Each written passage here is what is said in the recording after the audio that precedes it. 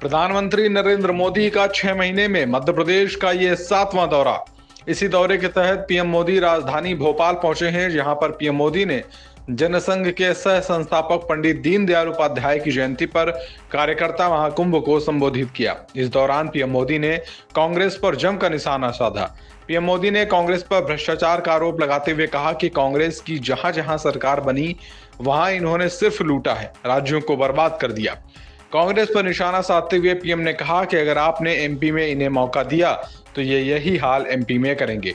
PM Modi ने कहा कि ये महाकुंभ भाजपा की नई ऊर्जा को दिखाता है। ये दिखाता है कि बीजेपी के हर कार्यकर्ता का हौसला मध्य प्रदेश को देश का दिल कहा जाता है। भाजपा के साथ देश के इस दिल का जुड़ाव विशेष ही रहा है। जनसंघ के समय से आज तक एमपी के लोगों ने हमेशा भरपूर आशीर्वाद दिया है। पीएम ने कहा कि राजस्थान में इन्हें मौका मिला, इन्होंने कैसी लूट मचाई। आने वाले कुछ साल बहुत ही अहम है। आज पूरी दुनिया से भारत में निवेश आ रहा है, अलग अलग राज्यों में आ रहा है। ये समय भारत को, एमपी को विकसित एमपी बनाने और विकसित भारत बनाने का है। हमने महाराष्ट्र में देखा है कि कैसे कांग्रेस ने, गठबंधन ने शामिल होकर लूट को ही अपना नंबर 1 काम बना दिया। साथियों, मध्य प्रदेश के विकास के लिए आने वाले कुछ साल बहुत ही महत्वपूर्ण है। आज पूरी दुनिया से भारत में निवेश आ रहा है, अलग अलग राज्यों में आ रहा है। ये समय भारत को, मध्य प्रदेश को विकसित मध्य प्रदेश बनाने का है, विकसित भारत बनाने का है। इतने महत्वपूर्ण समय में अगर कांग्रेस जैसी परिवारवादी पार्टी हजारों करोड़ों के घोटाले का इतिहास रचने वाली पार्टी, वोट बैंक का तुष्टीकरण करने वाली पार्टी को जरा भी मौका मिल गया तो मध्य प्रदेश को बहुत बड़ा नुकसान होगा। बिहार के मुख्यमंत्री नीतीश कुमार ने एक बार फिर सबको चौंका दिया है। उन्होंने हरियाणा में देवीलाल की जयंती पर इंडियन नेशनल लोकदल के उस कार्यक्रम से दूरी बना ली जिसमें विपक्ष के तमाम बड़े नेता शामिल होने वाले थे। इसके बजाय नीतीश कुमार पटना में आयोजित पंडित दीनदयाल उपाध्याय की जयंती समारोह में शामिल होने पहुंच गए। ऐसे में नीतीश कुमार की एनडीए से नजदीकियों के कयास लगने लगे हैं। हालांकि अब नीतीश कुमार ने एनडीए से नजदीकी के सवाल पर जवाब भी दिया है। एनडीए के साथ नजदीकियों की खबरों पर नीतीश कुमार ने कहा, आपको पता है कि हमने विपक्षी गठबंधन को एकजुट किया है। कौन क्या बोलता है हमें नहीं पता। हालांकि उनसे जब देवीलाल की जयंती समारोह में शामिल होने को लेकर सवाल किया गया तो उन्होंने ऐसे कहा जैसे उन्हें कुछ पता ही नहीं। हालांकि इस पर मंत्री विजय चौधरी ने बताया कि हरियाणा में आज कार्यक्रम है। इसके बाद नीतीश ने कहा कि कौन क्या बोलता है इससे हमें मतलब नहीं, हम हर तरह के काम कर रहे हैं। आंध्र प्रदेश के पूर्व मुख्यमंत्री एन चंद्रबाबू नायडू से सुप्रीम कोर्ट ने अपनी याचिका का उल्लेख करने को कहा है। बता दें, नायडू ने कथित कौशल विकास घोटाला मामले में उनके खिलाफ दर्ज एफआईआर को रद्द करने के लिए तत्काल सुनवाई की मांग वाली अपनी याचिका का उल्लेख किया है। सुप्रीम कोर्ट ने सोमवार को आंध्र प्रदेश के पूर्व मुख्यमंत्री चंद्रबाबू नायडू के वकील से कौशल विकास घोटाला मामले में जमानत याचिका का 26 सितंबर को उल्लेख करने को कहा है। नायडू की ओर से पेश वरिष्ठ वकील सिद्धार्थ लूथरा ने याचिका पर तत्काल सुनवाई का जैसे ही उल्लेख करने की कोशिश की थी, पीठ ने उनसे 26 सितंबर को इसका उल्लेख करने को कहा। लूथरा ने पीठ को बताया कि मामला आंध्र प्रदेश राज्य से संबंधित है, जहां विपक्ष पर अंकुश लगाया जा रहा है।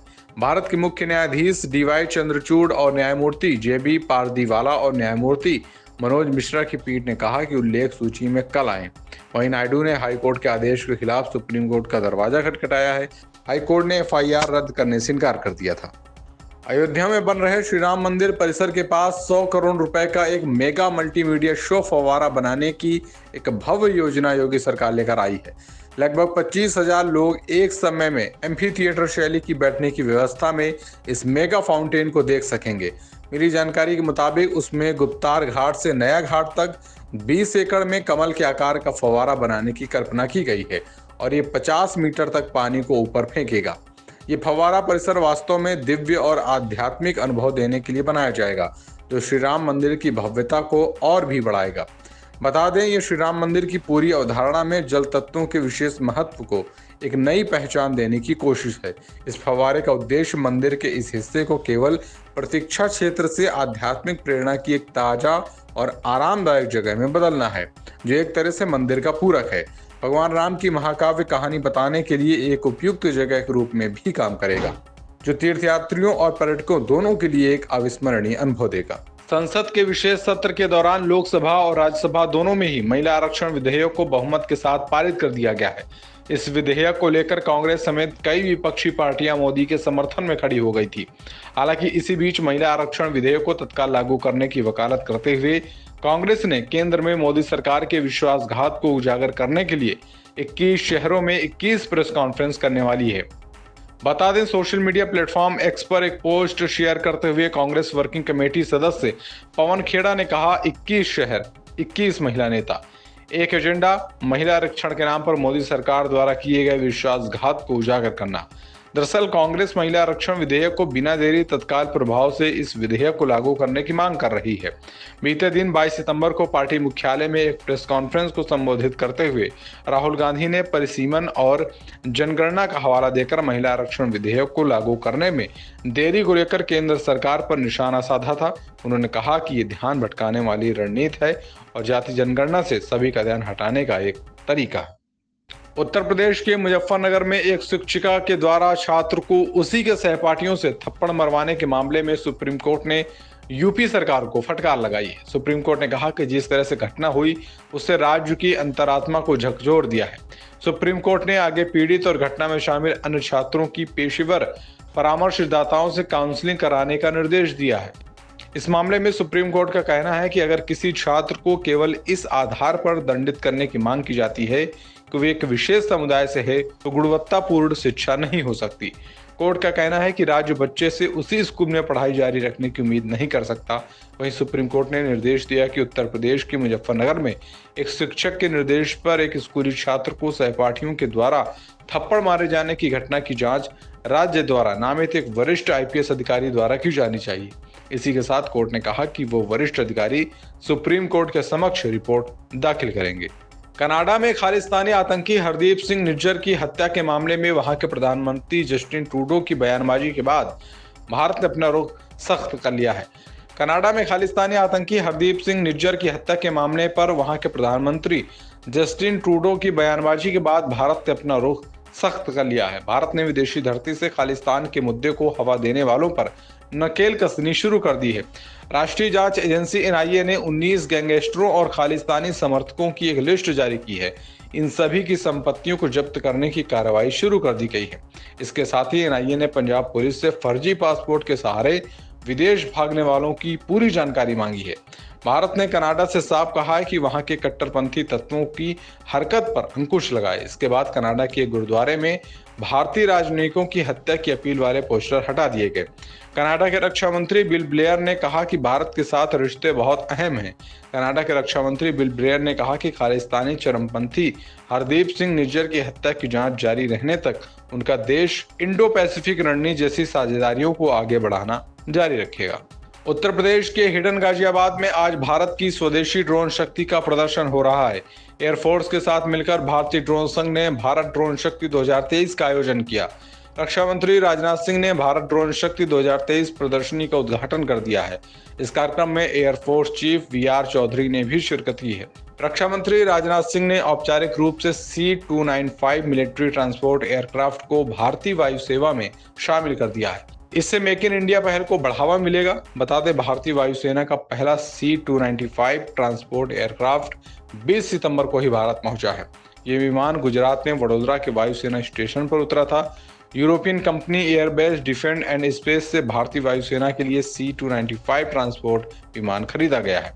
विमान की डिलीवरी भारतीय वायुसेना को स्पेन में दी गई। इसके लिए भारतीय वायुसेना के air chief marshal VR Chaudhary Spain गए थे। छत्तीसगढ़ में इस साल के अंत में विधानसभा चुनाव होना है। चुनाव जीतकर सत्ताधारी कांग्रेस सत्ता में वापसी करना चाहती है। इसके लिए मौजूदा सरकार लगातार घोषणाएं कर रही है। इन्हीं घोषणाओं की जानकारी देने के लिए कांग्रेस नेता राहुल गांधी छत्तीसगढ़ दौरे पर हैं। वो प्रदेश के बिलासपुर जिले में मुख्यमंत्री ग्रामीण आवास न्याय योजना की शुरुआत करेंगे। दरअसल प्रदेश में ग्रामीणों को आवास दिलाने के लिए कांग्रेस ने सीएम ग्रामीण आवास न्याय योजना की शुरुआत की है। इस योजना की शुरुआत राहुल गांधी करेंगे। इसके लिए वो प्रदेश की राजधानी रायपुर पहुंच चुके हैं, जहां उनका स्वागत सीएम भूपेश बघेल ने किया है। यहां से राहुल गांधी बिलासपुर के लिए रवाना होंगे। बता दें, इस योजना का मकसद बेघरों और ग्रामीण इलाकों में कच्चे मकानों में रहने वाले परिवारों को वित्तीय सहायता देना है। अधिकारियों ने बताया कि आवास न्याय सम्मेलन में राहुल और मुख्यमंत्री भूपेश बघेल मकानों के निर्माण के लिए प्रत्येक लाभार्थी को 25,000 रुपए से 1,30,000 रुपए तक की पहली किस्त का वितरण करेंगे। महाराष्ट्र के सीएम एकनाथ शिंदे के घर गणपति बप्पा की स्थापना हुई और उनके दर्शन के लिए 24 सितंबर को पूरा बॉलीवुड उमड़ पड़ा। एकनाथ शिंदे के घर बॉलीवुड से लेकर टीवी तक की हस्तियों का जमावड़ा लगा, लेकिन जब शाहरुख खान और सलमान खान पहुंचे तो सबके चेहरे खिल उठे। सलमान और शाहरुख ने एकनाथ शिंदे के साथ न सिर्फ तस्वीरें खिंचवाई बल्कि गले मिलकर एक दूसरे पर प्यार भी लुटाया। इसके बाद में शाहरुख और सलमान ने गणपति बप्पा के दर्शन किए और उनकी आरती उतारी। सोशल मीडिया पर सलमान और शाहरुख खान की तस्वीरें और वीडियो सामने आए हैं, जिन्होंने धमाल मचा दिया। शाहरुख और सलमान का याराना देख फैंस क्रेजी हो गए हैं। जहां सलमान मरून कुर्ते और काले पजामे में नजर आए तो वहीं शाहरुख ने ब्लू कुर्ता और पठानी सलवार पहनी थी।